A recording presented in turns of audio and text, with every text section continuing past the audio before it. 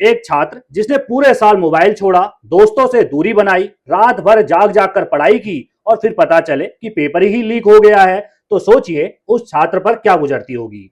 देश की सबसे बड़ी मेडिकल प्रवेश परीक्षा नीट 2026 अब सिर्फ एग्जाम नहीं है, बल्कि करोड़ों छात्रों के भरोसे का सवाल बन चुकी है। पेपर लीक के आरोपों के बाद परीक्षा रद्द हो गई है, छात्र सड़कों पर हैं, अभिभावक गुस्से में हैं और सोशल मीडिया पर एक ही सवाल गूंज रहा है, आखिर मेहनत करने वाले बच्चों की गलती क्या थी। लेकिन इस पूरे विवाद के बीच एक और चर्चा सबसे जोरों पर है, वो है सरकार का नया एंटी पेपर लीक कानून। सरकार ने 2024 में एक नया कानून लागू किया था, जिसका नाम सार्वजनिक परीक्षा अनुचित साधनों की रोकथाम अधिनियम 2024 था। नाम थोड़ा लंबा है, लेकिन सरकार का मकसद सीधा है, पेपर लीक माफिया पर सबसे बड़ा वार। पहले क्या होता था, पेपर लीक की खबर आती थी, जांच चलती रहती थी, कुछ लोग पकड़े जाते थे, फिर मामला धीरे धीरे ठंडा पड़ जाता था। लेकिन अब सरकार कह रही है, अगर कोई परीक्षा का पेपर लीक करेगा तो सिर्फ गिरफ्तारी नहीं होगी, सीधा लंबी जेल होगी। इस कानून के मुताबिक अगर कोई पेपर लीक करता है, आंसर सीट से छेड़छाड़ करता है या परीक्षा में गड़बड़ी करता पकड़ा जाता है, तो उसे कम से कम 3 साल की जेल हो सकती है और अगर मामला बड़ा हुआ तो सजा 10 साल तक की जा सकती है। यानी मेडिकल कॉलेज में एडमिशन दिलाने का झांसा देने वाला गैंग अब सीधे जेल की हवा खाने वाला है।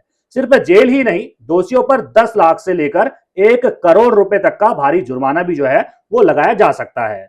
और सबसे बड़ी बात, यह अपराध जो है वो गैर जमानती रखा गया है, मतलब आपको अब जमानत जो है वो आसानी से नहीं मिल सकती है।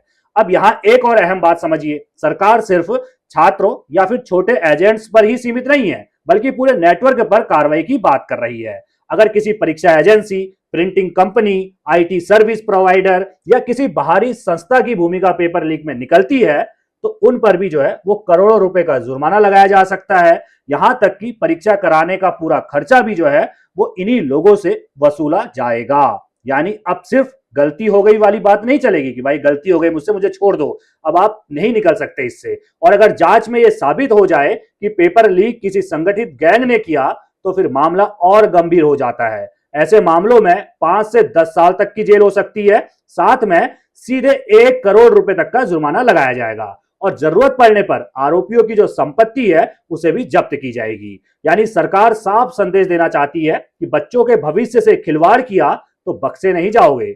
अब यहाँ सबसे जरूरी सवाल, क्या सिर्फ कानून बना देने से पेपर लीक रुक जाएगा? क्योंकि भाई कानून तो बहुत पहले बन चुके हैं। क्योंकि भारत में पिछले कुछ सालों में अगर आप देखते हैं, कई बड़ी परीक्षाएं विवादों में रही, कई पेपर परीक्षा से पहले वायरल हुआ, कई ब्लूटूथ गैंग पकड़े गए, कई सॉल्वर गैंग सामने आए। नीट का मामला इसलिए और बड़ा है क्योंकि ये सिर्फ एक परीक्षा नहीं है, हर साल लाखों छात्रों का डॉक्टर बनने का सपना होता है। कई परिवार जमीन बेचकर कोचिंग करवाते हैं, कई बच्चे 2-2 साल ड्रॉप लेते हैं और फिर अगर पेपर लीक हो जाए तो भरोसा टूट जाता है। फिलहाल नीट 2026 रद्द हो चुकी है, सीबीआई जांच चल रही है और लाखों छात्र अब नई परीक्षा तारीख का इंतजार जो है वो कर रहे हैं। लेकिन इस पूरे विवाद ने एक बात साफ कर दी है, अब देश में पेपर लीक सिर्फ एग्जाम स्कैम नहीं है, बल्कि राष्ट्रीय स्तर का बड़ा अपराध जो है वो बन चुका है और माना भी जा रहा है। और शायद यही वजह है कि इस बार सरकार भी सख्त जो है वो दिखना चाहती है, ताकि अगली बार कोई माफिया किसी छात्र की मेहनत को खरीदे तो उसको भाई पहले ही सबक जो है वो मिल जाए। कुल मिलाकर देखा जाए तो नीट की परीक्षा रद्द हो चुकी है, सड़कों पर जो है वो बवाल मचा हुआ है और बवाल मचना लाजमी भी है, क्योंकि भाई सालों तक जो है छात्र कोचिंग करते हैं, पढ़ाई करते हैं, मन्नतें मांगते हैं, उसके बाद जब पेपर देना होता है तो भाई पेपर लीक हो गया। कुल मिलाकर देखा जाए तो ये बवाल थमने वाला नहीं है और बवाल होना भी चाहिए। आपकी क्या राय है इस पूरी खबर पर? अपनी राय कमेंट में रखना बिल्कुल ना भूलिएगा।